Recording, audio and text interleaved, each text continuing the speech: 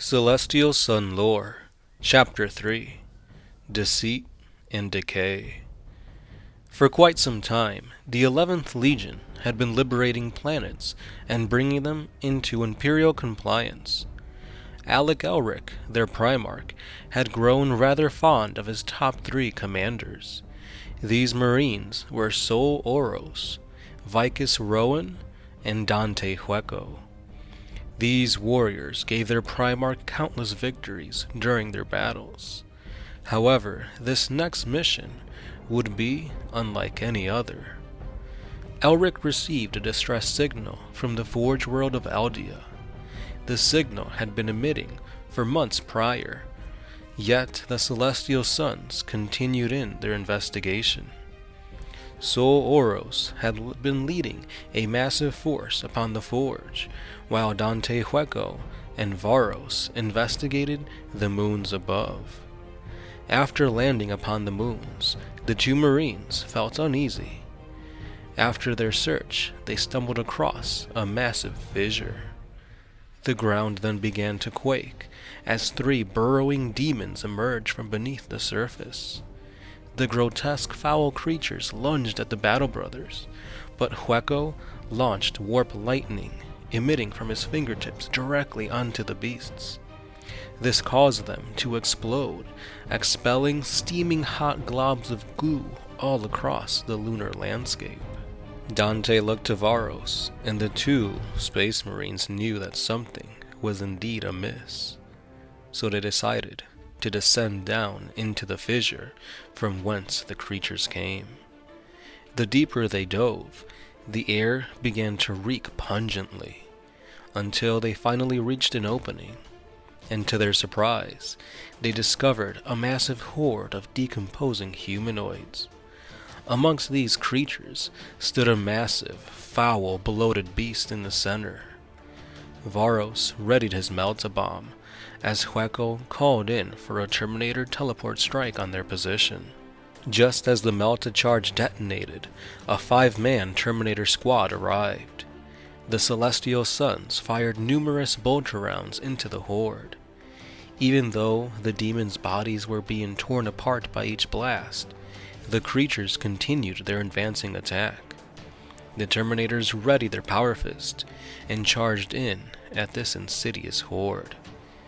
The slow, lumbering beasts were no match against the armored might of the Terminators. Finally, the entrails and festering sludge from their fallen enemies stuck to their armor like glue.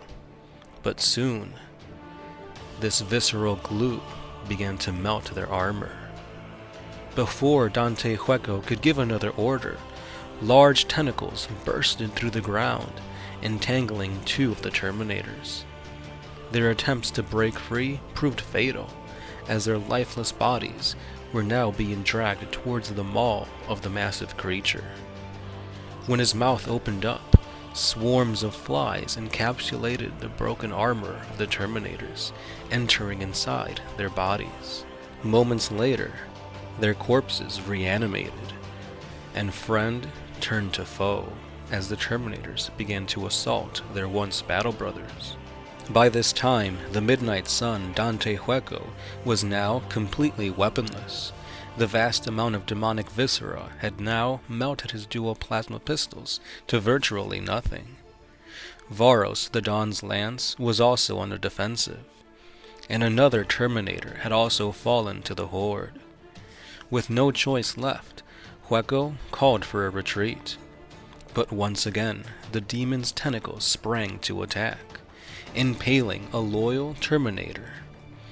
Hueco fired volley after volley of lightning, but the demon used the body of the dead Terminator as a shield. Varos then threw his lance, piercing the great demon, but it seemed like no damage was done, for the demon didn't even take notice. Thankfully, Varos had tricked the demon by attaching his grenade belt to the lance. The ensuing explosion sent both the Marines and demons flying in the air. When Hueco and Varos came to their senses, they saw the remaining Terminators holding off the demons. They came to the aid of their battle brothers. However, by this time, death was imminent. The horde was too vast, and the demon still looked like no damage had been dealt to it. They knew that this would be their last attack, and so they drew their combat knives and began to finish off what demons they could. The thunderous blows from the power fists of the Terminators seemed to do damage to the lesser demons, until a massive cleaver made a swift blow, beheading the remaining Terminators. The greater demon cackled as he claimed more lives for Grandfather Nurgle. Hueco then gave the order to Varos, telling him to leave and to get word back to their Primarch. Varos sets on his journey, knowing that this sacrifice would be forever honored throughout the lineage of the Celestial Sons. But then, Varos notices that a tentacle has been hanging on to his foot. The tentacle then applies pressure, cracking his armor and pulling him down to the floor. He knows now that he will soon be turned into the undead, but he will not let this happen. He must not. He has to get word out to his superiors. 4 more tentacles spring up and entice the Celestial Sun. Death is imminent, but just then, the demon bursts into flames.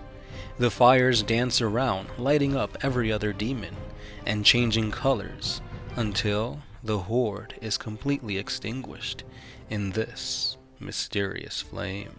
The fires then culminate to one massive pyre, and then they dance their way to the Celestial Sons, engulfing them, yet not harming them.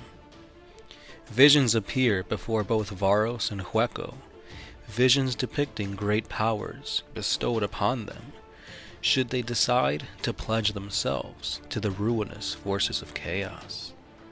These visions also reveal the true nature of their emperor, and when the flames died out, so too did their allegiance to the Imperium. Varos of the Dawn's Lance and Dante Hueco, the Midnight Sun, have now descended into chaos, all thanks to a little bit of help from Deceit, the god of mischief.